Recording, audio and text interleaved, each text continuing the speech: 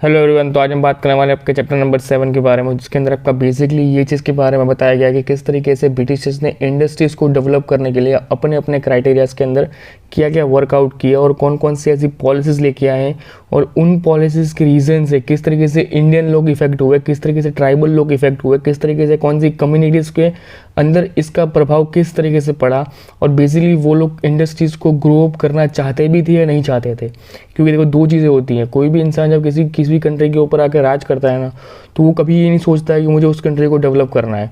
दे wants कि हम लोग जितना हो सके इस कंट्री के अंदर सब कुछ चूस लेते हैं, क्योंकि एनी हाउ कभी ना कभी तो ये लोग फ्रीडम फाइट के लिए अगर आगे जाके स्ट्रगल करेंगे और अगर स्ट्रगल में हम सक्सेसफुली इनको हरा देते हैं फिर तो इट्स ओके, फिर जो करना है हम लोग करते हैं। पर अगर हम हार गए तो हमारे द्वारा जितनी चीज़ें डेवलप की होंगी वो सारी की सारी चीज़ें डेवलप यहाँ पे उस कंट्री के अंदर वो लोग डिज़र्व नहीं करते होंगे और उसका वो लोग प्रॉपरली यूज़ आउट नहीं कर पाएंगे। इसलिए वो क्या करते थे हमेशा कि हर एक चीज़ को डेवलपमेंट अपने कंट्रीज़ के अंदर करते थे, बट उन चीज़ों के लिए जो चीज़ मेन एक स्कोप चाहिए वो स्कोप्स को वो इंडिया के अंदर क्रिएट करते थे और इंडिया के इंडियन पीपल्स के पास वो चीज़ बल्क में क्रिएट करवाते थे। इसको कहते थे इंडस्ट्रियलाइजेशन। ठीक है, ओके।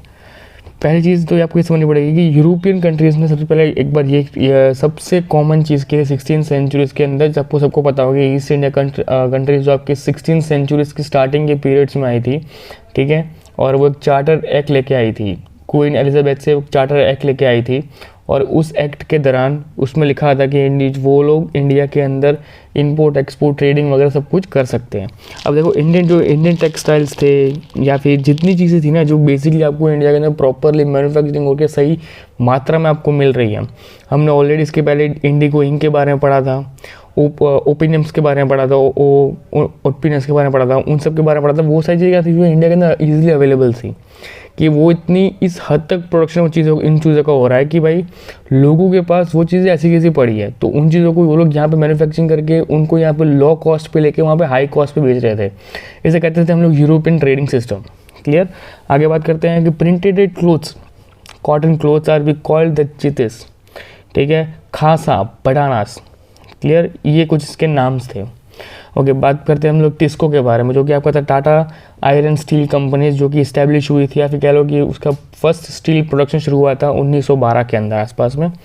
ओके, दूसरी चीज़ 1800 की सेंचुरी से, कह लो 18 सदी के आसपास में इंडिया के अंदर से इतना एक्सपोर्ट हो रहा था इंग्लैंड तक कि भाई यूरोप वाले एक इस टाइप का सेल्स कर रहे थे और इस टाइप में उसका प्रोडक्शन किया जा रहा था कि वो लोग थोक में पैसा कमा रहे थे। मतलब ये समझ लो कि जो चीज़ें यहाँ पे देखो, हम लोग पहले बोले ये एक कहावत थी कि India is a golden bird, कि भाई इंडिया को सोने की चिड़िया कहा जाता था। तो ज़रूरी नहीं था कि यहाँ पे सोना लिक्विड जैसे सिर्फ अब जो कहते हैं कि सॉलिड फॉर्म में सोना गोल्ड रखा हो, वो टाइप का सोना हम उसकी बात नहीं करते हैं। सोना मतलब यहाँ पे रॉ मटेरियल इजीली अवेलेबल था। अगर आपको आज भी अगर देखना हो तो इंडिया एकमात्र ऐसा कंट्री इसके अंदर को 3 सीज़न आते हैं। आपको हर एक जो वर्ल्ड के अंदर हर एक क्लाइमेट आपको देखने को मिलता है, हर एक एटमॉस्फेयर आपको इंडिया के अंदर देखने को मिलता है। आपको इंडिया के अंदर सबसे ज़्यादा बारिश करने वाला स्टेट भी दिख जाएगा और सबसे गर्म स्टेट भी दिख जाएगा। तो ये सब कुछ आपको कहाँ मिलता है? तो इंडिया के अंदर ही मिलता है, क्योंकि इंडिया इतना उस कह रहा हूँ ना कि उस जोन के अंदर है कि जिस जोन के अंदर ट्रॉपिक ऑफ कैंसर इक्वेटर्स वगैरह को ईजिली पास आउट किया जा सकता है, उसमें से वो इतना बड़ा है। क्लियर। तो उसकी जो मार्केटिंग, उसकी जो क्लाइमेट कंडीशन है वो बहुत ज़्यादा सूटेबल है इंडिया की, क्योंकि उन चीज़ों का वो लोग अच्छे से प्रोडक्शन कर सकते थे और उस प्रोडक्शन को इंग्लैंड वाले के पास से वो बेच सकते थे। ओके, एक और चीज़ थी कि देखो मैंने पहले आपको बताया था कि भाई ब्रिटिश इंडियंस जो थे ना, ब्रिटिश लोग कभी चाहते नहीं थे कि भाई किसी भी तरीके से इंडियन मार्केट के अंदर रिवोल्यूशन हम लोग इंडस्ट्री का लेके आएँ और हम लोग इस कंट्री को डेवलप करें। दे वांट्स कि भाई एनी हाउ कुछ भी करके इसकी इंडस्ट्रीज़ के अंदर से इतना मैन्युफैक्चरिंग कराओ, इतने अच्छे अच्छे प्रोडक्ट्स बनवा लो कि भाई उन चीज़ों को हम लोग वहाँ बल्क में जाके बेचें और वहाँ से हम लोग प्रॉफिट अर्न कर पाएँ। क्लियर, ये उनका सिंपल सा एक सिंपल फंडा था। ठीक है। दूसरी हम लोग आपको एग्जांपल्स क्यों बताता हूँ कि जो इंडियंस थे ना वो वर्ल्ड फेमस थे अपने क्राफ्ट पीपल, अपने टेक्सटाइल पीपल, अपने स्टील्स पीपल्स के वर्कआउट्स को लेके वो वर्ल्ड फेमस थे। तो उनकी डिमांड्स को उन लोगों ने उस इतना, देखो यहाँ से सप्लाई तो बहुत ज़्यादा था, बट वो लोग यूरोपियन कंट्रीज़ के अंदर उसकी डिमांड्स को क्रिएट करने के लिए, उसके प्राइस को हाइक अप करने के लिए धीरे धीरे सप्लाई करते थे। क्यों? जैसे सपोज सिंपल सी बात है, अगर मार्केट के अंदर 100 चीज़ें हैं और 100 लोग उसके ख़रीदने वाले हैं, सब छोड़ दो, उसको 200 लोग ख़रीदने वाले हैं, 100 पेन है, उसको ख़रीदने वाले 200 लोग हैं, तो अब सिंपल सी बात है कि भाई उस एक 100 रुपये की पेन कह लो या फिर जो एक पेन का प्राइस अगर 10 रुपये होगा ना, उसको ख़रीदने वाले 200 लोग हैं ना, तो सिंपल सी बात है वो 10 रुपये की पेन ऑटोमेटिक 20, 30, 50 में बिकेगी। बट अगर आपके पास ऑलरेडी 100 पेन है और उसको ख़रीदने वाले ही सिर्फ 10 लोग हैं, तो आप क्या करोगे? तो आपको खुद भी आपको पता है कि आपको आपका माल बिकवाना है, आपको आपका माल मार्केट से निकालना है, आपको आपका माल अपने शोरूम से, अपने शॉप की उस लगेज से आपको बाहर निकालना है। इसलिए आप क्या करोगे, जो पेन 2 रुपये की होगी उसको 1 रुपये में 50 पैसे में जाके बेच दोगे कि एटलीस्ट वो माल तो गया, जितना इन्वेस्टमेंट किया था कम से कम उतना रिटर्न तो मिल रहा है ना, तो वो सोच के आप उस माल को बेच दोगे।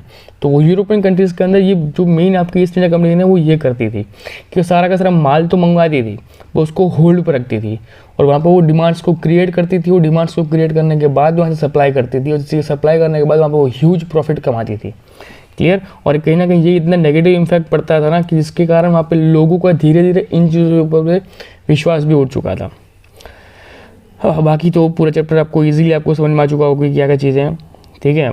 और जो मोस्ट ऑफली आपको चीज़ें पढ़नी होंगी वो चीज़ आप एक बार ग्रो थ्रू कर लेना इन सब चीज़ों में, ठीक है। ये सारी चीज़ें मैं आपको हिंदी में बता रहा हूँ ना, वो सारी चीज़ें आपको इंग्लिश में ऑलरेडी इसमें दी हुई हैं, तो इसको एक बार देख लेना। दूसरी आपको चीज़ बताना चाहूँगा कि 1914 के अंदर 1914 के अंदर जब वर्ल्ड वॉर ब्रेकआउट हुआ था, तब वहाँ पे स्टील प्रोडक्शन की ज़रूरत पड़ी थी और यूरोपियन कंट्रीज़ को वो बहुत ज़्यादा बल्क में चाहिए था। तब टिस्को ने उनका है ना फुल्ली सपोर्ट किया था और इतना सपोर्ट किया था कि भाई उनको अच्छे से अच्छी चीज़ों का कंपाउंडिंग या कह लो उनके लिए अच्छे से रेलवे सप्लाई को इतना अच्छे से क्रिएट किया टिस्को ने कि ब्रिटिशर्स की कहीं ना कहीं उन लोगों ने एक थर्ड पार्टी हैंड किया था, मतलब थर्ड पार्टी हेल्प की थी, जिसके अंदर वो लोग इंडिविजुअली सामने से आपको दिखा नहीं होगा कि टिस्को ने आके सबके सामने आके उनकी हेल्प की, नहीं, वो लोग ने हेल्प की बट उन्होंने बैकग्राउंड से हेल्प किया ऐसा कि बैक हैंड से उन्होंने उसकी हेल्प कर ली थी। आगे बात करते हैं 1919 के अंदर आपकी colonial government has been buying 90% of the steel manufacturing by the TISCO, okay, and over the time the TISCO became the biggest steel industry within the British empire.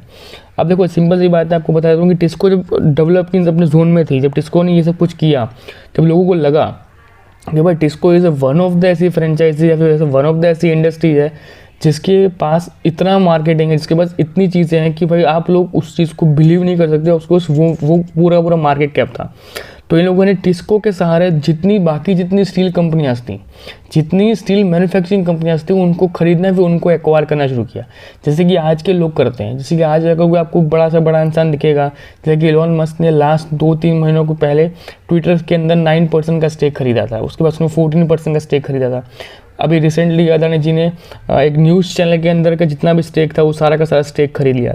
तो ये जो जितना है ना, ये लोग की एक मेंटालिटी होती है कि किसी भी तरीके से अपने हर एक फील्ड के अंदर अपना हाथ रखो, अपने इन्वेस्टमेंट को डाइवर्सिफाई करो और लोगों को कंफ्यूज नहीं करते हैं। वो लोगों को क्लियर कर रखते हैं कि भाई हमने यहाँ पे इन्वेस्टमेंट किया है तो मेरे को इसमें कुछ स्कोप दिखता है।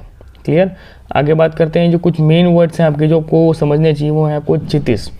आपको चितिस दिख रहा है ना, वो इस टाइप की एक फ्रॉक आती है, मतलब इस टाइप के कपड़े होते हैं जिसके अंदर से टिपिकल ये कपड़े ऐसे होते हैं जिसके अंदर आपको देखने को मिल जाता है कि जो लोग होते हैं वो इस तरीके से कपड़े पहनते हैं। उसके बाद आपको एक चीज़ दिखेगी जो सी आपकी जो बैंधन दिख रहा है आपको साइड में, जो रेड कलर का क्लाफ दिख रहा है, वो रेड कलर जो क्लाफ है ना वो आपको शूट करेगा, वो दिखाता है कि इस तरीके की चीज़ें उनको देखने को मिल जाती हैं।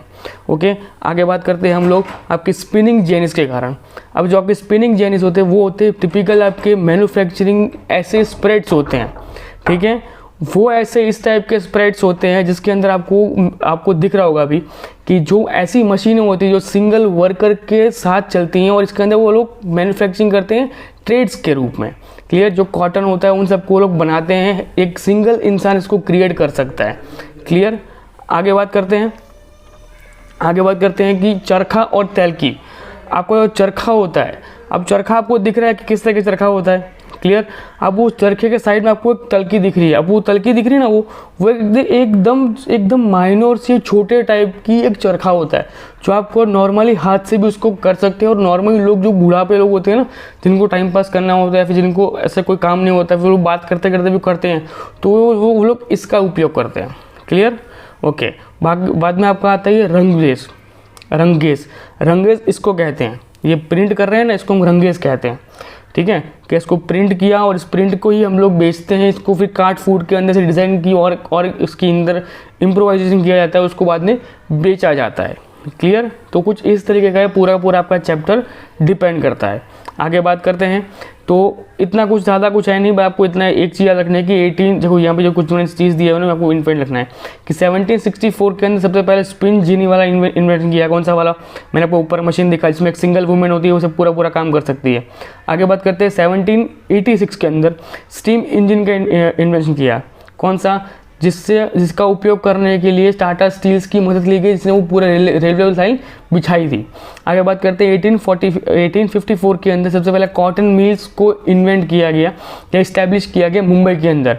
कॉटन मिल्स का याद रखना, कॉटन मिल्स के बारे में बात कर रहा हूँ।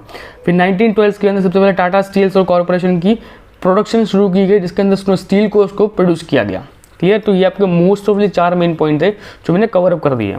ठीक है, तो आज के लेक्चर में इतना ही, मिलते हैं नेक्स्ट लेक्चर में। Bye bye, take care.